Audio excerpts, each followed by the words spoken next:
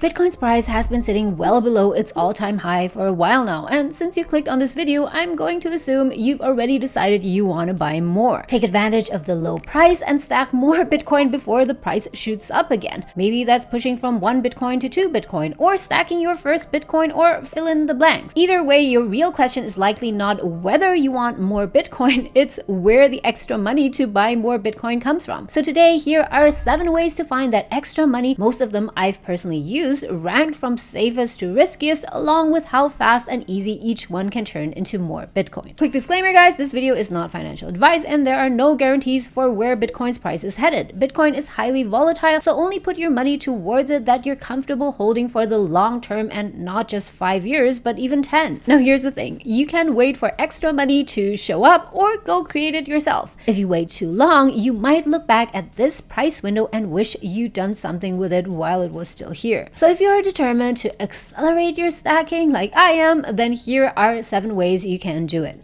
The first way is to cut spending. Yes, this is the lowest risk option on the list and also the fastest and easiest, because the moment you trim a cost, that money is free to move straight into Bitcoin, no waiting required. The catch, of course, is that it is capped. There is only so much fat that you can trim before you hit your fixed cost. And also, you will need to make some sacrifices, and without a clear timeline, motivation tends to fade. So looking at where your money quietly leaks out each month, eating out, forgotten subscriptions, daily takeout coffee, just pick a few categories, trim, set a timeline, for example, the next 6 months or until the end of the year, for example, and redirect that $100 to $300 you will save each month into Bitcoin instead. And sure, it will not be easy, but hey, here's what keeps me motivated. Picturing that $100 dinner tonight turning into something worth a lot more years from now.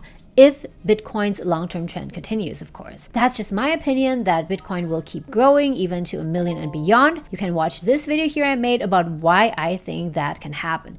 But nothing's guaranteed, guys. We are making an upfront sacrifice here to have the chance of putting our money into something that may grow insanely in 5 to 10 years from now, hopefully earlier. The second way to quickly stack more Bitcoin is something almost anyone can do, but very few people do, and that's to monetize stuff you already own but never use. This is low risk and low difficulty. I did it several times, sold an old iMac, table, and other stuff. List something with value sitting unused in your home, an old iPad that still works, a treadmill that only serves as a clothes hanger. Come on, we all know it. An espresso machine you only use once a month on Facebook Marketplace or eBay, listed on there with complete and clear details. And you can often have several hundred to thousands of dollars in cash in hand within days or a couple of weeks. Imagine how that forgotten gadget in your closet could easily become $400 to $500 worth of Bitcoin instead of just collecting dust, turning into multiples in value in the future. Imagine, on the other hand, fast forward 5 years from now, you see all those items still hanging around in your home and you thinking, had I only sold those things and bought just a bit more Bitcoin back then. And the third way to meaningfully stack more sats is to increase your income. Financially, this is a low risk since you're not touching any existing money. The only risk I see here is spending time and effort to increase your income without necessarily seeing the kind of results as fast as you want to. The difficulty is high because it takes real, sustained effort to create more money. But once you make it and earn $1,000 or even a few $1,000s more per month, it will feel so rewarding. And there are 2 main paths to earning more money. First, push for higher pay. Yes, you heard me right. Either by switching jobs or using a competing offer from another company to tactfully negotiate with your current employer. So if you know the market price for your role and skill, and maybe hopefully that's much higher than what you're currently paid, you can secure yourself a higher paying job or use that as a benchmark to negotiate your current pay. I know several people who did exactly that. They interviewed elsewhere, got an offer for about 20 to 30% more, and got their current company to match it. That doesn't always work, of course, as it depends on your skills and how competitive your field is, but it's worth trying. Make sure you're not underpaid and losing out on that extra pay that you could have used to buy more Bitcoin. The second path to earning more money is to start a side hustle. If you already have a sellable skill, tutoring, consulting, dog walking, you can start immediately and see real income within weeks. Starting from scratch can take months to a year, so I treat this as a long-term play rather than a quick fix. And if you already run your own own profitable business, consider paying yourself just a bit more for a few months instead of leaving that money inside the company, unless of course you're already using the ultimate hack of buying Bitcoin through your company. The upside with running your own business is that your income ceiling isn't capped the way cutting spending or earning money from your employer is. The downside is that it's the slowest and least certain to land. Yes, it's a lot of effort and time, but picture your stack a little heavier a few months from now because of it. I actually did this, transitioning from a full-time corporate job to becoming self-employed and increasing my earnings significantly. Now to the fourth way to accelerate stacking your Bitcoin requires a bit more thought, but is very effective, and that is to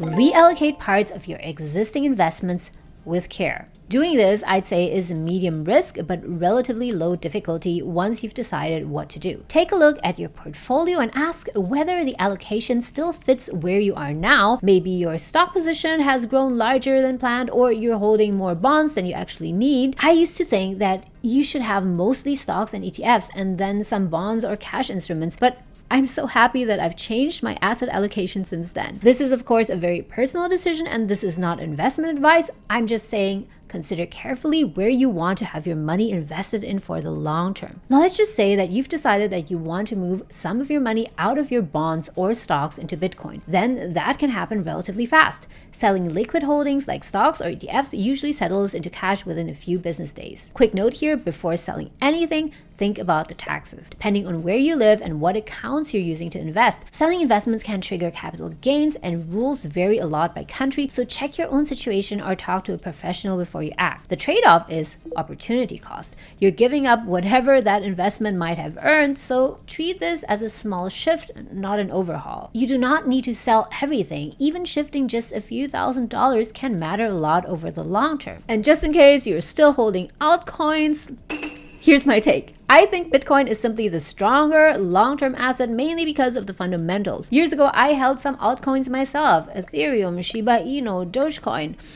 And I'm so happy I switched everything back to Bitcoin back then. Bitcoin supply is capped at 21 million coins. No government or company can print more of them, and more than 95% of that total has already been mined. Think about it. So you're buying into a shrinking fixed pool while it's still sitting below its all-time high. I go more into why I think Bitcoin stands apart from everything else in my video on why I think it's the #1 long-term investment. Link up top if you want the full case. For now, just know that shifting money out of altcoins and into Bitcoin is worth seriously considering, at least. Now, the fifth way to get to more Bitcoin faster while the price is still way below the all-time high is quite simple, and that is to modify your dollar cost averaging strategy. This strategy is medium risk, low difficulty, and one of my favorites because it doesn't require finding new money at all. Just using your existing money in a bit different way, which makes it really fast to put into action. How much Bitcoin you end up with depends not only on how many dollars you put in, but on the price you're buying at.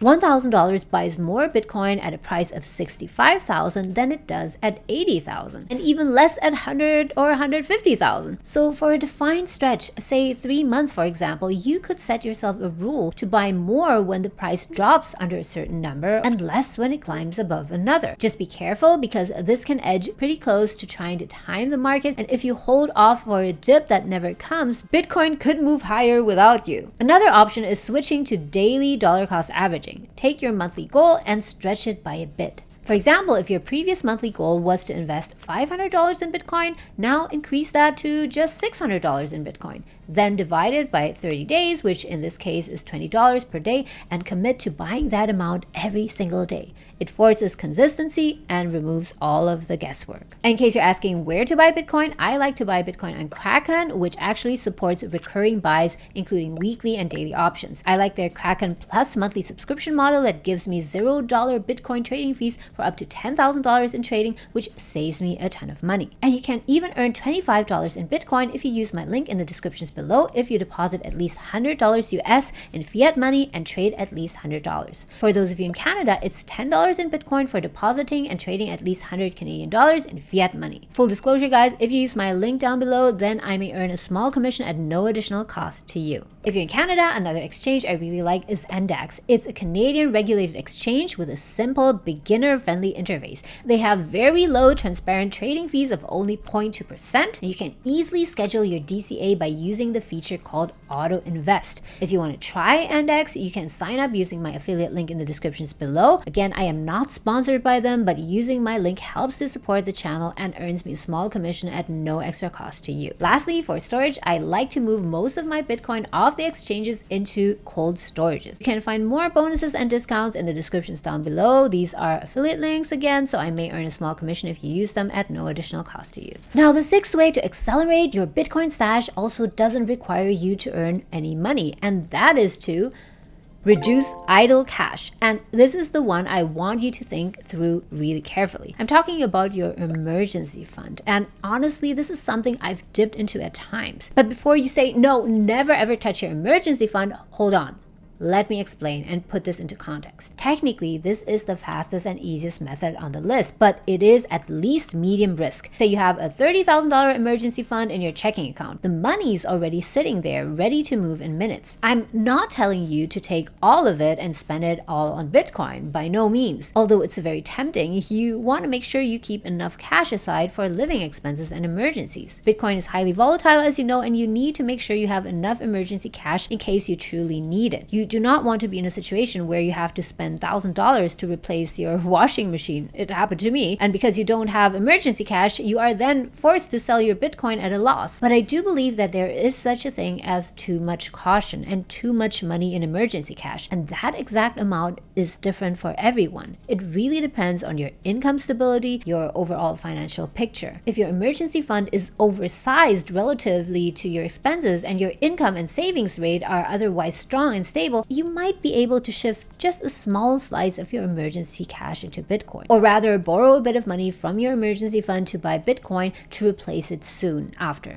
But if your emergency fund is already thin to begin with, insufficient, your job feels uncertain, or your financial responsibilities are growing, then leave this one alone completely. And the seventh way that you can use to find more money to grow your Bitcoin stash faster is something that I would be very careful with and that I would avoid, at least for most people, is borrowing money. This is the riskiest method and also not always easy to pull off. Be very careful with leverage or borrowing money against your assets to buy more Bitcoin. I get how tempting it can be. You put up your collateral, usually Bitcoin you already own or something else, and borrow against it to buy more, or you simply borrow cash and pay an interest on that. In terms of buying power, it's instant. You can multiply your position in seconds, but the downside moves just as fast. If the price of your collateral drops too much, you can get liquidated, meaning the lender sells your collateral to cover the loan, often at the worst possible time. This is something I personally try to avoid. I'd rather make use of all the other easier and less risky ways to buy more Bitcoin instead of borrowing. And I'd only consider this method suitable for advanced investors who fully understand the mechanics and also the downsides of doing this. For most people watching this, especially if you're newer to Bitcoin, I'd leave this completely alone. I personally believe in Bitcoin's huge growth potential, but I am super aware of the risks involved in investing in Bitcoin. We've seen how much Bitcoin's price has fluctuated, going up by thousands of percent over the long term, but dropping by 70, 80% multiple times in the past. That is why I only invest in Bitcoin for the long term and only invest money that I won't need to touch for at least 5, if not 10 years. Never invest money into Bitcoin that you'll need for tuition money or medical expenses, as tempting as it may be. Now, what do you think? Which of these 7 ways of stacking more Bitcoin faster have you already tried? Which are you going to try? Or what have I left out?